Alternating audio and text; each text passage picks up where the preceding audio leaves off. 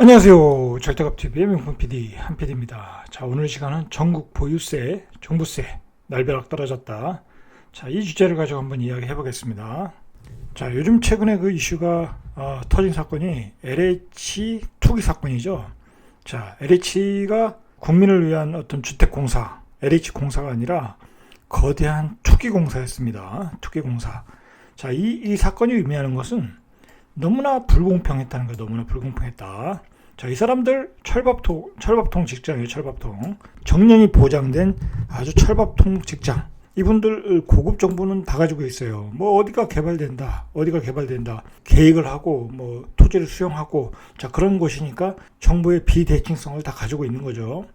자, 그런데 이제 이 기관이 통제 시스템이 없었다는 거예요. 통제 시스템이 내부 고발이 있었던 것 같아요. 자, 근데 감사실에서 조치를 취하지 않은 거죠. 자, 조치를 취하지 않은 거죠. 자, 그 얘기는 뭐냐면, 이 기관 내에서 투기가 일반적으로 만연이 되어 있다. 능력이 있는 사람들은, 돈이 있는 사람들은, 정직하지 않은 사람들은, 투기가 만연되어 있었다라는 거죠. 자, 그러니까 지금까지 그런 것들이 관례적으로 많이 이루어진 것 같아요. 이걸, 누군가 파헤치질 않았던 게 문제지, 이런 게 일반적으로 지금까지 나온 사건들 보니까 많이 일반적으로 뭐 정말 우리가 모르는 아주 신기한 기법들이 많더라고요. 저도 부동산 전문가인데 아주 뭐 나무 수정이라든지 그 무연고지 묘까지 어떻게 또 그걸 또 어떻게 해가지고 그것도 보상받고 또 그러는 방법도 있고 정말 많이 배웠습니다. 저도 요번에 신도시 수용지역에서는 어떻게 해야 되는 건가.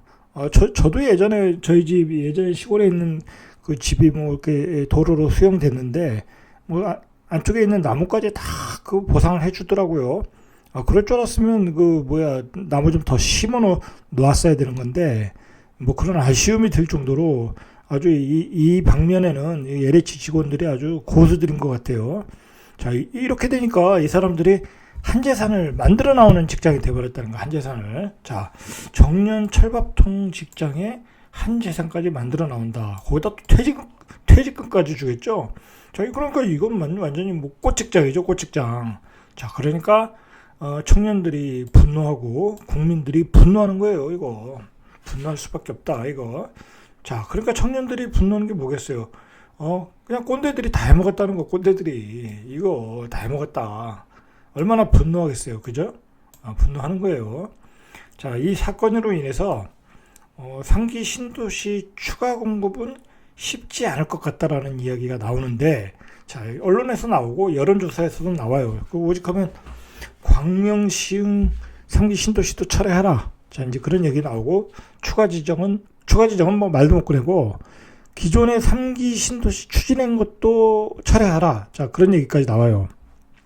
자, 그런데 지금 이제 정부의 입장은 기존에 추진하는 거는 당연히 추진을 하는 것 같고, 자, 광명시흥도 철회할 생각이 별로 없고, 자, 거기다가 3기 신도시 2차로 추가하는 것도 예정대로 할 거라고 그래요. 할 것이라는 얘기가 신문에서 나오고 있어요. 그냥 밀어붙이겠다는 거죠. 밀어붙이겠다.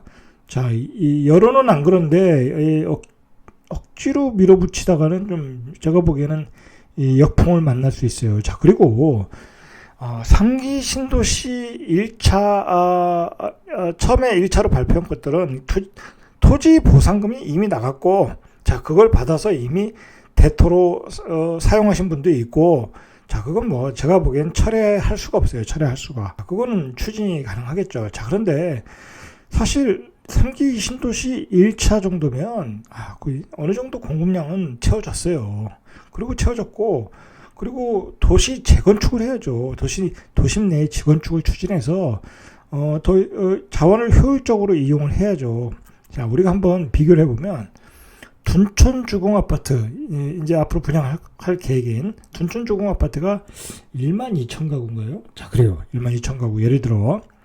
자, 그러면 광명시흥 신도시에서 뭐 예를 들어 한 5만 가구, 뭐 많게 6만 가구, 한 5만 가구라고 하죠. 자, 그러면 6만 가구라고 해도 한 5만 가구. 자, 5분의 1을 아무런 인프라 없이 그 도시 재개발, 재건축으로 가능한 게 둔촌주공이에요. 자, 그런데 6만 가구의 신도시를 만들려면 얼마나 많은 토지를 수용하고 거기에 얼마나 많은 인프라를 깔아야 되고 예산이 교통 인프라에 들어가는 예산이 많겠습니까? 자, 그러니까 얼마나 도심 재건축이 효율적이라는 걸 보여주는 거죠. 1만 2천 가구를 춘천조공을 짓는데 거기만 허물고 거기다 그것만 지면 되는 거예요. 주변에 인프라가 다 돼 있으니까. 자, 도심의 재건축이 그렇게 효율적인 거예요. 신도시를 만드는 것보다. 자, 그리고 아무리 신도시가 교통이 좋다고 해도 어떻게 도심만 하겠어요. 그죠? 지하철이 깔린 곳만 하겠냐고요. 지하철이 깔린 곳에 다시 재건축 재개발을 해서 거기다 더 많은 주택을 져서 직주 접근성을 가깝게 해서 사람들이 직장을 편하게 다니고 여가를 즐기고 거기서 경제 활동이 일어나고 그리고 거기서 많은 그 상권이 형성되고 경제가 돌아가고 자 그렇게 되는 게 효율적이라는 거예요. 자꾸 여기저기 신도시를 많이 만들어 가지고 분산을 시키는 것보다는 자 신도시를 만들면 결국은 또 지방의 도시가 소멸되는 거예요. 자 그러니까 제가 보기엔 그만 만들어도 된다. 그만 만들어도 되고 모자라는 부분은 도심의 재건축을 해라. 그게 더 효율적이다. 그러니까 지금 여론의 역풍을 맞으면서까지 추가로 2기, 3기 신도시 2차를 발표할 필요가 있겠냐. 저는 그거 만약에 실행한다고 하면 그 역폭풍이 심해질 것이다 라고 생각을 합니다. 우리가 자 기본적으로 제가 이제 오늘 내용은 좀 정치적인 색깔이 정치적인 얘기가 좀 배경이 깔리니까 미리 말씀드리는데 저는 아무런 정치적인 색깔이 없어요. 저는 대한민국이 좌와 우가 밸런스가 잘 맞춰져 가지고 이 대한민국의 국운이 상승하길 바라는 거예요. 우리 북이 되길 바라는 사람이에요. 우리 국민이 다 잘 살기 바라는 사람이에요. 저도 그런 노력으로 지금 주식 이야기도 하고 부동산 이야기도 하는 거예요. 자, 그런 관점에서 좀 들으시면 돼요. 자, 오늘은 좀 PPT 자료가 많습니다. 계속 빠른 속도로 좀 읽어 나가겠습니다. 이 정부가 이게 보유세, 종부세 그 기준을 위한 공시지가를 발표했어요. 자, 그래서 세금 폭탄 날벼락이 떨어졌다고 그래요. 그 국토교통부가 발표한 거에 의하면은 공시가격이 전년 대비 19% 거의 20%가 상승했어요.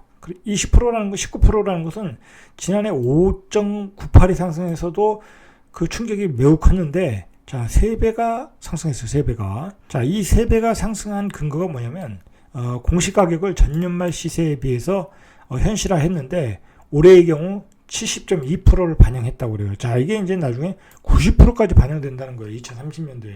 자, 그러니까, 이 90% 반영되면은, 강남에 좋은 아파트 2채 가지고 있으면 한 1억 5천? 1억 7, 8천씩 내야 돼요. 그거 가능하겠어요?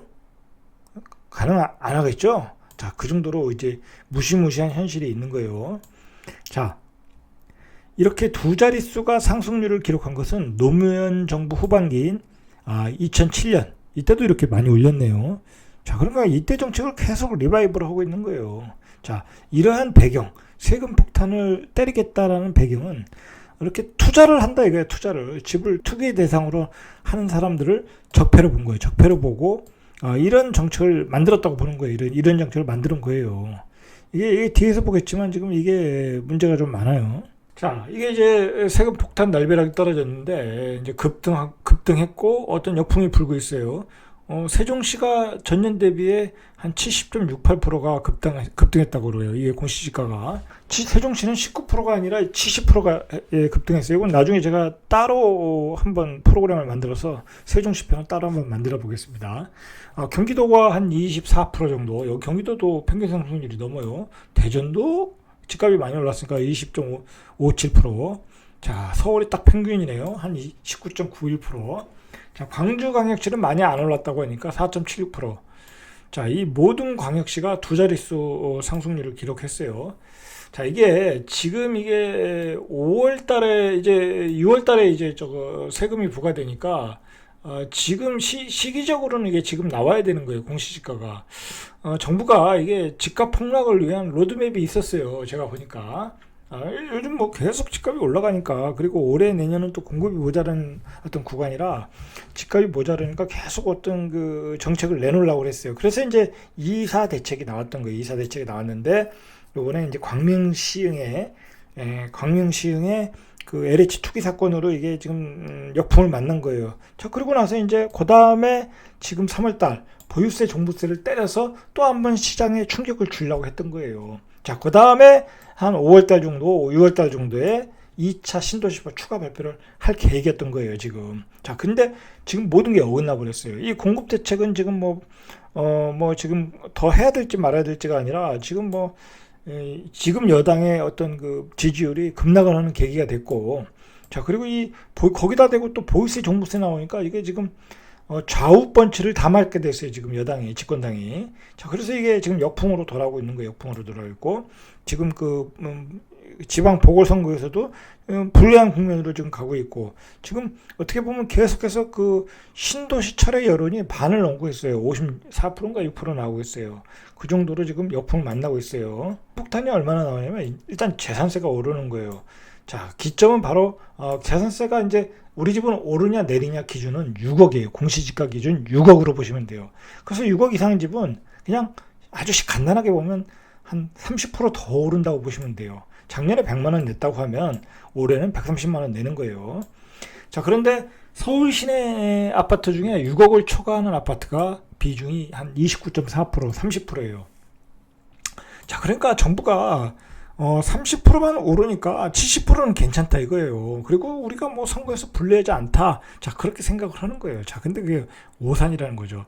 자, 그러니까 10가구 중에, 서울의 10가구 중에 3가구에서는 조세 저항이 일어나는 거예요. 자, 근데 지금 한 달도 안 남았어요, 보궐선거가. 자, 이거 아이러니하게도 이게 선거 시즌에 이게 나왔어요. 이거 정부도 예상을 못했겠죠. 지금 여당도 이게 스케줄대로 가는 거니까. 자, 그런데 만약에 이거에 대해서 불만인 사람들은 반드시 투표를 할 가능성이 높겠죠. 자, 그러나 6억 이하인 사람들, 이 사람들은 또 투표장에 꼭 가야 될 이유는 없겠죠. 그렇죠? 그러니까 이게 선거의 악재가 되는 거예요. 이렇게 피해를 본 사람들은 선거장으로 투표하러 갈 것이다. 갈 가능성이 많다. 이게 바로 이제 선거에 또 불리한 국면이 될 수도 있다라는 거죠.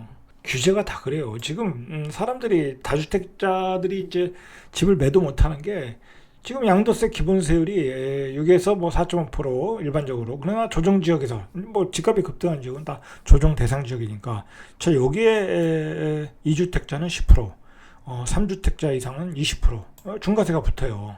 자, 그러니까 세금을 조정 대상 지역에서 내면 55%에서 65%, 65%에서 75%까지 내야 돼요.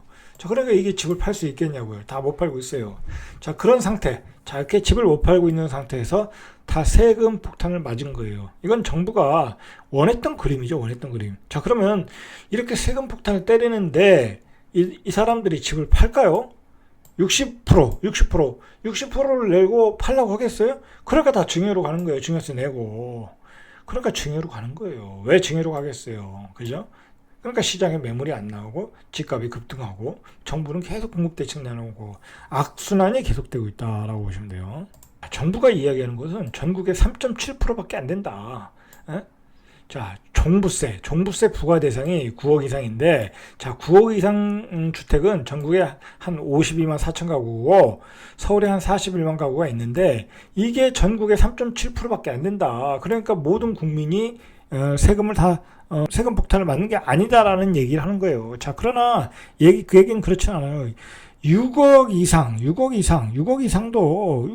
무조건 세금이 오르는 거예요. 6억 이상을 계산해 보면 퍼센티지가 올라가고, 6억 이하는 그래도 거기도 그 공시지가가 올라갔잖아요. 땅값이 올라갔잖아요. 그러니까 세금이 올라가는 거예요. 거기에 대해서 조금 감면을 해줘서 그냥 플러스 마이너스 제로 상승률을 줄여주겠다라는 얘기예요. 그러나 6억 이하의 주택들은 세금 폭탄을 맞는 거예요. 그게. 자, 근데 작년에 이 노원구가 많이 올랐어요. 노원구가. 자, 34.66%가 이게 올라갔다고 그래요, 이번에. 자, 그리고 성북구도 많이 올라갔어요. 28%, 강동구 27%, 동대문구 26%, 도봉구 26%, 성동구 25%. 자, 그러니까 강북구가 더 많이 이제 세금 폭탄 맞는 거예요. 자, 이게 얼마나 불리한 국민이겠어요, 여당한테는. 자, 세금을 얼마나 많이 내냐면, 예를 들어서 공시지가가 12억이야. 그러면은 작년에 302만 원 냈다고 그래요. 근데 올해는 약 43% 올라가지고 432만 원 내는 거예요. 432만 원. 자, 이 공시지가 12억이면 그냥 예전에 이 주택에 살았던 사람이 이제 집값이 올라서 12억에 사는 경우가 있어요. 예를 들어 목동에. 근데 그 사람이 샐러리맨이야. 자, 그러면 이 사람은 그냥 자기 한 달치 월급을 국가 세금으로 내는 거예요. 이게 맞냐 이거예요. 이게 맞냐 이거예요. 이게. 자, 공시지가 15억짜리 아파트는 작년에 520만 원을 냈는데 올해 745만 원을 낸다고 그래요. 자, 44%가 올랐다고 그래요. 자, 작년 공시지가 올해 공시지가 17억 6천짜리가 공시지가가 20억까지 올라간다고 그래요. 자, 그러면 이 사람은 보유세를 공시지가 20억이면 예를 들어서 한 5억짜리 집 정도 되겠죠. 그러면 이제 아크로 리버파크라고 하면, 자, 이 강남의 좋은 주택이라고 하면 이 사람이 1,446만 원 냈는데 지난해 1,000만 원을 냈는데 올해 1,446만 원을 내는 거예요. 이건 이 사람도 만약에 샐러리맨이라고 하면 이건 두 달치 월급 내는 거잖아요. 월급 700씩 받는다고 해도 이거 어디 살겠어요? 그러니까 이제 이 공시지가 20억 정도 되는 집은 이제 중상층은 살 수가 없어요. 제가 보기엔 살 수가 없어요. 그냥 부자들만 사는 거예요. 자, 종부세 과세 대상을 보면 이게 이제 공시가격 9억 초과는 이제 종부세 과세 대상인데 작년에 이제 30만 9천 가구 중 9,800가구. 자, 올해는 21만 4,785가구가 늘어나서 52만 4,620가구예요. 자, 이렇게 늘어났다는 거예요. 엄청 늘어났죠? 69.3%가 늘어났어요. 이게 왜 그러냐면 종부세 과세 기준을 9억으로 해놨어요. 이거 한 12년 된 것 같은데 이걸 과세 기준을 이거 바꿔야지. 이거 12년 기준으로 집값은 올랐는데 과세 기준은 그대로라는 게 말이 되겠습니까? 자, 이렇게 해서 종부세 그러니까 이중과세를 내야 되는 사람이 이렇게 많이 늘어났다라는 거예요. 옛날에 이제 부자들만 종부세를 내는 줄 알았는데, 자, 이제 안 그래요. 2주택, 3주택 가지고 있는 사람은 당연히 내야 되는 경우가 많고, 한 주택만 가져도 종부세를 내야 되는 경우가 되는 거예요. 저 이거는 이중과세가 되는 거죠. 한 주택을 가지고 있는데 재산세 종부세 낸다는 거는. 자, 이 공시지가 산정 방법이 이게 좀 허술해요. 자, 이게 이제 공시지가 산정 정확도에 대해서 문제 제기가 계속돼서 조세 저항이 커질 거로 우려되는데, 이게 공동주택 공시가격은 감정평가사들이 직접 산정하는 토지 공시지가와는 달리, 이게 그러니까 감정평가가 하는 게 아니에요. 한국 부동산 직원들, 부동산원 직원들이 여기도 이제 감정평가들이 들어가겠죠. 먼저 산정하고 감정평가사 등의 내외부 검증을 거쳐서 만들어진다고 그래요. 자, 그래서 작년에 이게 직원 실수로 아파트 공시가격을 잘못 산정해서 문제가 된 적이 있어요. 감사원 결과 감사를 받기도 했어요. 자, 이렇게 허술하게 공시지가가 만들어지고 있다라는 걸 만들어지고 있다. 자, 어쨌든 정부가 발표하기로는 이렇게 되니까 한 세수가 3,600억 정도 증가한다고 그래요. 제가 보기엔 더 증가할 것 같은데.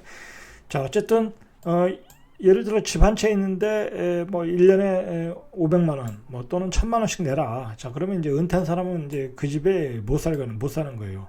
은퇴해서 생활비도 없는데 어떻게 살겠어요. 자, 또 이 문제가 되는 사람들은 이제 연끌 매수자들, 집을 대출을 빨리 끌어가지고 집을 샀는데 이자 내기도 바쁜데 종부세까지 내라. 자, 이제 피곤해지는 거예요. 이제 집 사신 분들도. 자, 그런데 이게 이제 올해 끝나는 게 아니라 2030년도까지 공시가 현실화 시세 반영률을 90%까지 끌어올린다는 로드맵을 잡고 있어요. 이거 90%까지 가면 이제 아까도 봤듯이 그냥 목동에 살면 1년에 한 1,500만 원, 2천만 원씩 내야 되는 경우가 생기는 거예요. 자, 이제 이게 사실 불가능해요. 제가 보기엔 우리나라 경제력이라는 게 우리가 받는 월급이잖아요. 우리가 받는 급여가 뻔한데 거기서 2달치를 종부세를 내라. 그러면 어떻게 살겠어요? 국가에다가 그냥 월세 내고 사는 거잖아요. 그게 가능하겠냐? 자, 그러니까 이게 나중에는 이제 우리가 말하는 강남, 목동 핵심 지역들은 이제 일반인들은 접근도 못 해요. 돈이 있어도 내가 그 집 살 돈이 있어도 세금 낼 돈이 없어서 못 사는 거예요. 자, 그러니까 신문에서 나라에 월세 내고 산다라는 말이 나오죠. 자, 종부세까지 합치니까 1,000만 원 정도 낸대요. 자, 그러면 나라에 1,000만 원 정도 내면 아까도 봤듯이 공시지가 한 15억 한 17억 정도?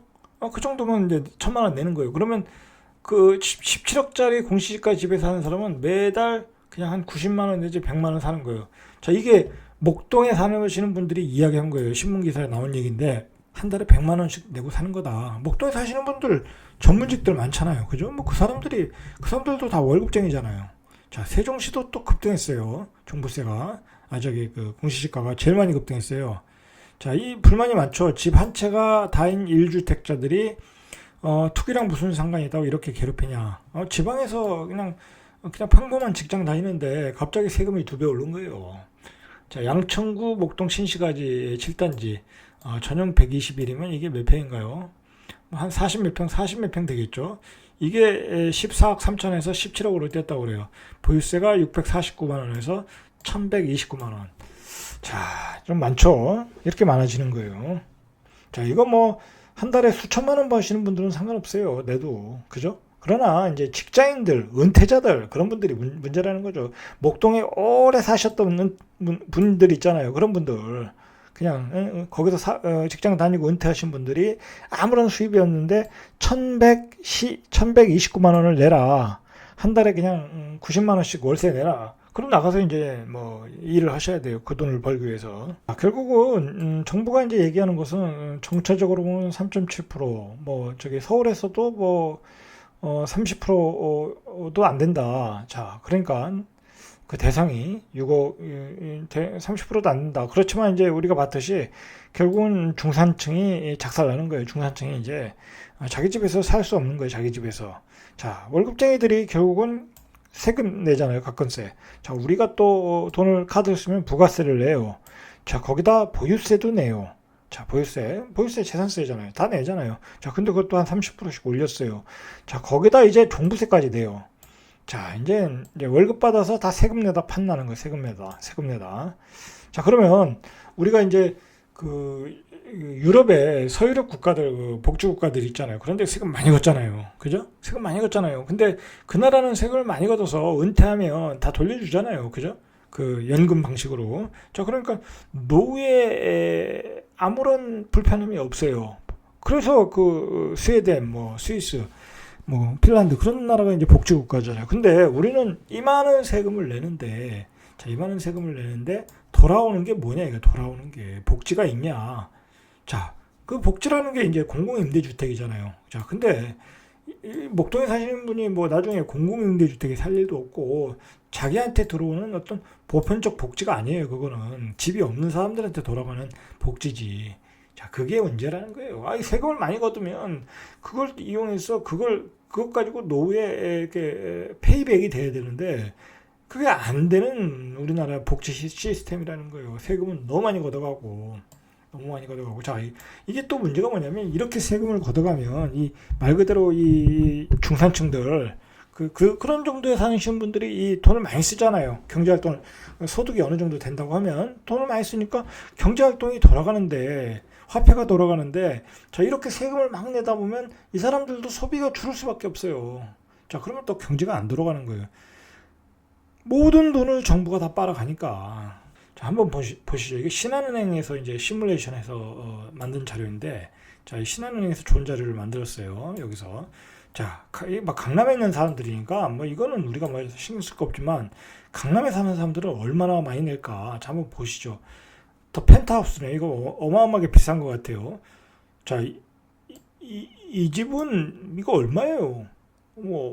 이 가격이 얼마인지 모르겠지만, 뭐 거의 4억을 내네요. 보유세를. 뭐 이렇게 내고 살 수 있나 모르겠어요. 뭐 그리고 서초구의 트라움 하우스가 이게 작년에 9,600만 원 냈는데 올해 1억 2천. 야, 이런 집에 산다는 것은 뭐 진짜 연소득이 10억 이상 돼야 되겠네. 연소득 10억 이상 돼야지 살지. 이거 어떻게 살겠어요. 자, 강남구 상지 리치빌 여기도 작년에 한 8,100만 원 냈는데 여기도 한 1억 한 1,700만 원 정도. 자, 그 유명한 용산구 한남 더힐. 자, 8,677만 원 냈는데 1억 1천 정도. 자, 이 뭐 아무리 전문직이 살아도 이런 데 살기가 쉽지 않겠네요. 자, 강남구 효성빌라 청남. 자, 이렇게 강남의 좋은 주택들은 이렇게 어마어마한 세금을 맞고 있다. 자, 정부가 1주택자도 1주택자는 피해가 없다고 그러는데, 자, 그렇잖아요. 자, 1주택자 종부세 부과 대상이 9억 원 초과 아파트가 지난해보다 70%가 증가했다고 그래요. 자, 공시지가를 올리니까 이제 종부세 기준 9억 초과한 게 70% 늘어났으니까 1주택자도 피해가 늘어났죠. 자, 서울과 경기가 약 20% 정도, 24%. 자, 세종시의 경우 한 70% 이상 올라갔어요, 공시지가가. 자, 주호영 원내대표, 국민의힘 원내대표가 원내대책위에서 25번째 대책을 내놨지만 집값은 폭등하고 전세 대란에다가 세금 폭탄, 자, 벼락까지만 양산했다면 이것이야말로 가렴 죽으라고 했어요. 자, 세금을 너무 많이 걷어요, 지금. 이게 너무 많이 걷는다. 이거 진짜 생각해봐야 될 문제. 우리 경제 수준에, 우리가 받는 월급 수준에 비해서 너무 많이 걷는다. 뭐 목동에 다 부자들만 사는 것도 아니고 강남에 다 부자들만 사는 것도 아니고. 자, 그리고 이제 뭐 전국 광역시에, 그리고 세종은 뭐 70%나 올랐어요. 자, 결국은 이거 다 결국은 부자들은 다 세금을 전가할 가능성이 높아요. 다 임대료를 올리겠죠. 아니면 다 월세를 전환하든지. 자, 소비가 유축이 될 것이다. 결국 세금을 많이 걷는다는 것은. 자, 결국은 이렇게 세금을 많이 걷는 구조가 된 게 원인이 뭐냐? 결국은 집값이 올라가니까 투기 세력 잡겠다고. 투기 세력을 잡을 수 있는 방법은 거기다 종부세, 보유세를 때리는 거다. 그래서 정부가 거기서 세금을 걷어서 공공임대주택을 공급을 늘려서 집값을 낮추겠다. 그리고 그거에 대한 과징금을 때리겠다. 적폐 세력에 대한 이러한 구도를 가다 보니까 이러한 사태가 벌어진 거고, 날벼락을 맞은 거고, 결국은 정부가 이 LH 사태까지 온 거예요. LH 사태라는 게 어떻게 보면 그 기관에서 일어난 어떤 사건에 불과한 건데, 그게 이렇게 왜 국민들이 저항감을 갖느냐, 반발심이 커졌냐? 그것은 이제 정부가 부동산 정책에 대해서 어떤 클리어하게 했다고 믿었는데, 자, 그거에 대한 배신감이 커서 그런 거예요. 커서. 자, 아까도 서론에서도 말했듯이 이 자본주의는 투기도 없어질 수 없는 거고 투자도 없어질 수 없는 건데, 정부가 투기라는 것은 자본주의에서 용납할 수 없다. 그건 적폐 세력이다. 라고 주장을 했기 때문에 LH 사태가 일어났을 때 국민들이 반발이 심한 거예요. 그러면 니들이 안에서 부정을 저지르지 않았냐. 자, 그걸 얘기하는 거예요. 그런데 이게 또 문제가 되는 게 뭐냐면, 정부가 그러면 이제 사과를 하고 이제 그 정책의 약간의 수정을 거쳐서 이렇게 가야 되는데, 이게 더 밀어붙이는 거예요. 이거 부동산 투기는 모두 근절시키겠다. 어떤 이상 국가를 건설을 위해서 전수조사, 뭐 정치인들, 공무원들, 뭐 전수조사 해가지고 또 투기한 세력들 다 잡아내고, 그리고 법적으로 무슨 그 시스템을 만들겠다라고 하는데, 자, 이렇게 되면 이게 또 문제가 되는 거예요. 그게 가능하겠냐 이거예요. 그리고 더 이제 기가 막힌 것은 이제 3기 신도시 이제 뭐 2차도 발표하면 거기 이제 미리 투자한 공무원들이 있을 거 아니에요? 그리고 투기한 공무원들이 있을 거예요. 그 LH 직원들 있을 수 있고. 자, 그거 소급 적용해서 다 몰수하겠다고 그래요. 몰수하겠다. 자, 그게 가능하겠냐 이거. 그게 가능하겠냐. 그냥 밀어붙이는 거예요. 절대 양보가 없어요. 지금 여당은. 자, 이제 끝은 어떻게 될지 우리가 봐야 되겠죠. 자, 결국은 무리한 정책이 계속 누적되다가 결국에 LH가 나온 거예요. LH가. 자, 그래요. 그 다음에 또 사건이 또 나올 수 있어요.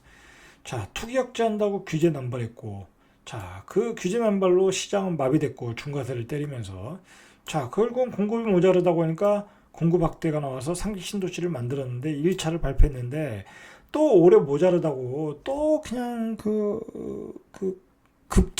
급하게 급조해서 3기 신도시 2차를 또 발표하겠다고 그러고. 자, 그러면서 사건이 터진 거예요. 자꾸 이게 신도시를 개발하다 보면 당연히 어떤 그 투기 세력들이 많은 기회를 주게 되는 거죠. 많은 기회를 주게 되고, 그 LH 직원들이 그런데 이제 눈먼 돈이 있다고 뛰어드는 거죠.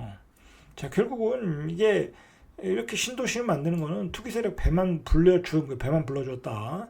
자, 지금의 정책은 이렇게 부작용이 나올 수밖에 없는 거예요. 자, 정리해 보겠습니다. 이게 지금 사건이 이게 출구 전략이 안 보여요. 지금 제가 보기에는 무리한 부동산 정책으로 인한 그 규제 남발, 그리고 공급 정책의 확대를 통한 3기 신도시에서 터진 사건. 자, 거기다 또 세금 폭탄까지 또 나왔어요. 자, 그런데 문제는 이게 올해 집값이 잡히느냐, 그게 문제인데, 이게 또 잡힌다는 보장이 없어요. 잡힌다는 보장이. 이게 연말로 갈수록 또 전세가 모자르고 집값이 또 올라갈 가능성이 많아요. 그때는 그러면 어떡하겠냐? 그때는 또 어떡하겠냐? 자, 그게 문제예요. 자, 그리고 지금 여당은 계속 무리수를 떴는데 또 무리수를 뜨는 것 같아요. 제가 두는 것 같아요. 또 이걸 정면 돌파하겠다고 또 계속 그 3기 신도시 2차 발표하고, 그 다음에 또 부동산 전수조사를 통해서 부동산 적폐 세력 다 골라내겠다고 하고, 뭐 그러다 보면 또 규제만 나오잖아요, 결국은. 자, 결국은 규제만 나요. 아무리 세금을 올려도 안 판다니까요. 어떻게 팔아요? 팔 수가 없다니까요. 세금이 70% 내고 어떻게 팔겠어요? 다 증여로 돌려버리지. 안 그런다니까요. 이게 집 가진 사람은 그냥 정권이 바뀔 때까지 기다리는 수밖에 없다, 그런 생각으로 가지고 가는 거예요. 정권은 영원할 수가 없는 거니까. 자, 그래서 그런 거예요, 이게 그래서 집을 가진 사람은 기간이 정해지지 않고, 정권을 잡은 사람은 기간이 정해져 있고. 자, 이게 누가 불리하겠어요? 누가 불리하겠냐고요. 자, 이래서 이게 게임이 쉽지 않은 거예요. 게임이 쉽지 않다. 자, 어쨌든 오늘은 여기까지. 이상 절대값 TV의 명품 PD 한 PD였습니다.